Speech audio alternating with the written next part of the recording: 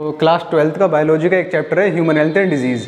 ठीक है, human health and disease के चैप्टर में एक हम टॉपिक पढ़ने वाले हैं आज, कौन सा? इम्यूनिटी।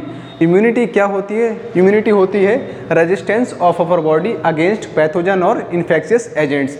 अब सर बात आती है कि पैथोजेंस क्या होते हैं। जितने भी डिजीज़ कॉजिंग ऑर्गेनिज्म हैं, जितने भी डिजीज़ कॉजिंग ऑर्गेनिज्म हैं, उन सबको हम क्या बोलते हैं? पैथोजेंस बोलते हैं। जैसे कि एग्जांपल में बैक्टीरिया हो गए, वायरसेस हो गए, प्रोटोजोआ हो गए। ठीक है, तो इम्यूनिटी क्या हुई? इम्यूनिटी है हमारी रेजिस्टेंस ऑफ आवर बॉडी। जब कोई भी ऑर्गेनिज्म वगैरह या पैथोजन वगैरह हमारी बॉडी के अंदर आता है तो हमारी बॉडी क्या करती है? उसको रिएक्ट करती है और उसको मारने का काम करती है। इसी को हम क्या बोलते हैं? इम्यूनिटी बोलते हैं। तभी आपने देखा होगा कि हम डेली कितने सारे ऑर्गेनिज्म से डेली का मिलते हैं हम, लेकिन सारे के सारे ऑर्गेनिज्म क्या हमें डिजीज़ कॉज कर पाते? नहीं कर पाते हैं। ये हमारे अंदर पहले से ही ऐसी एक ताकत होती है, उसे हम क्या बोलते हैं? इम्यूनिटी बोलते हैं, जो लगातार लड़ती रहती है किससे? पैथोजन से। पैथोजेंस क्या हो गए? हमारे बैक्टीरिया, वायरसेस और प्रोटोजोन्स वगैरह। ठीक है, तो ये दो तरीके की होती है। ठीक है, दो तरीके की, एक होती है इन्नेट इम्यूनिटी, एक होती है एक्वायर्ड इम्यूनिटी। इन्नेट इम्यूनिटी क्या होती है? ऐसी इम्यूनिटी जो हम पैदाइश से बाई बर्थ हम लेके आते हैं दुनिया में। ठीक है, तो इन्नेट इम्यूनिटी क्या होती है? जो हम बाई बर्थ लेके आते हैं। और एक्वायर्ड इम्यूनिटी क्या होती है? जो ज़िंदगी के बाद, बर्थ लेने के बाद जितनी भी हम एक्वायर्ड करते हैं लाइफ टाइम में इम्यूनिटी, उसे हम क्या बोलते हैं? Acquired immunity. जैसे इन्नेट के एग्जाम्पल में हम देख लें, जैसे हमारे अंदर इम्यूनोग्लोबिन जब हमारा बेबी बॉर्न के अंदर होता है, फीमेल के अंदर होता है, ठीक है, तो उसके अंदर हाँ, तो इन्नेट इम्यूनिटी की हम बात कर रहे हैं। तो इसमें क्या होता है, जब बेबी वगैरह अपनी बॉर्न के अंदर होता, ठीक है, मदर के अंदर होता है जब बेबी, तो उसके अंदर एक प्लेसेंटा के थ्रू एक इम्यूनोग्लोबिन जी जाती है। कौन सी जाती है? इम्यूनोग्लोबिन जी, IgG जाती है।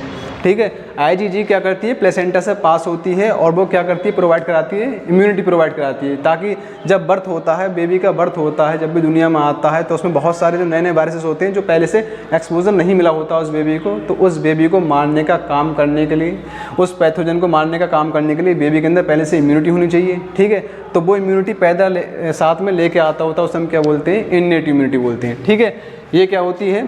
इनबॉर्न या बाई बर्थ लेके आता है। ठीक है, दूसरा क्या आता है? ये नॉन स्पेसिफिक होती है। ठीक है, ये क्या होती है? नॉन स्पेसिफिक होती है। किसके? पैथोजन के। इससे फ़र्क नहीं पड़ता है कि वायरस कौन सा वाला अच्छा वायरस है, बेकार वायरस है, या पैथोजन कौन सा है, ठीक है, या बैक्टीरिया कौन सा है, इससे कोई फ़र्क पड़ने वाला नहीं होता। किसमें? इन्नेट इम्यूनिटी में। ठीक है, फिर आता है ये सारे के सारे जितने भी प्लांट्स और एनिमल्स है, इस सब के अंदर पाई जाती है। कौन सी इम्यूनिटी की बात कर रहे हैं हम? इन्नेट इम्यूनिटी की बात कर रहे हैं। ठीक है, तो इन्नेट इम्यूनिटी के अंदर हमारे 4 बैरियर आते हैं। ठीक है, 4 बैरियर आते हैं। कौन कौन से आते हैं? सबसे पहला आता है हमारा कौन सा? फिजिकल बैरियर, दूसरा आता है हमारा फिजियोलॉजिकल बैरियर, तीसरा आता है हमारा सेलुलर बैरियर, और चौथा आता है हमारा साइटोकाइन बैरियर। ठीक है, तो उसमें 4 बैरियर आते हैं। किसमें? इन्नेट इम्यूनिटी में, जो कि हम क्या करते हैं? बाय बर्थ लेके आते हैं इस दुनिया में। ठीक है, तो सबसे पहली बात आती है फिजिकल बैरियर। फिजिकल बैरियर क्या होता है? ये फर्स्ट लाइन ऑफ डिफेंस भी इसको बोला जाता है। जैसे सबसे पहले एग्जाम्पल आता है फिजिकल बैरियर में, जो हमारी स्किन होती है, क्योंकि हम जब पैदा होते हैं तो स्किन साथ में लेके आते हैं। ठीक है, तो स्किन हमारा किसके काम में आती है? फिजिकल बैरियर में। और जितनी भी म्यूकोजल लाइनिंग है, जैसे कोई भी पैथोजन वगैरह सबसे पहले अपनी बॉडी के अंदर आता है, या तो वो स्किन के थ्रू आएगा, अगर अपनी स्किन ही नहीं होगी तो डायरेक्ट क्या कर जाएगा? वो पैथोजन अपनी बॉडी के अंदर चला जाएगा। तो स्किन हमारे क्या कर रही है? प्रोटेक्ट कर रही है किसको? बॉडी को प्रोटेक्ट कर रही है। कौन? स्किन। ठीक है, फिर दूसरा आता है सर, जो अपनी ओपनिंग्स वगैरह हैं, नॉस्ट्रिल्स है, माउथ है, और सर यूरिनोजेनिटल ट्रैक्ट है, और सर ये जितनी भी ओपनिंग्स वगैरह हैं, कान है, सर इसके अंदर से भी तो जा सकता है। यहाँ बिल्कुल जा सकता है। तो इसको प्रोटेक्ट करने के लिए, जैसे कोई भी पैथोजन अपने माउथ से नहीं जाए, ठीक है, ईयर वगैरह से नहीं जाए, इसको प्रोटेक्ट करने के लिए हमने क्या करा? उसके अंदर एक म्यूकोजा की लेयरिंग कर दी। किसके अंदर? म्यूकोजा की लेयरिंग कर दी। 3 ट्रैक्ट होती हैं अपने, किस में आ रहा है? फिजिकल बैरियर में 3 ट्रैक्ट होती हैं। कौन कौन सी होती है? एक होती है यूरिनोजेनिटल, दूसरी होती है हमारी कौन सी? दूसरी होती है हमारी गैस्ट्रो इंटेस्टाइनल